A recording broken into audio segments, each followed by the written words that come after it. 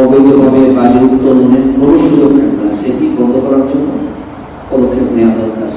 আমাদের নদী ভাঙনের দুইটা গুরুত্বপূর্ণ কারণ, একটা হচ্ছে নদীর বাঁধ নির্মাণে যে বরাদ্দ হয় সে বরাদ্দটা সঠিকভাবে কাজে লাগাতে না পারা, আরেকটি হচ্ছে অবৈধভাবে বালি উত্তোলন। এটা আমাদের একটা বড় চ্যালেঞ্জ।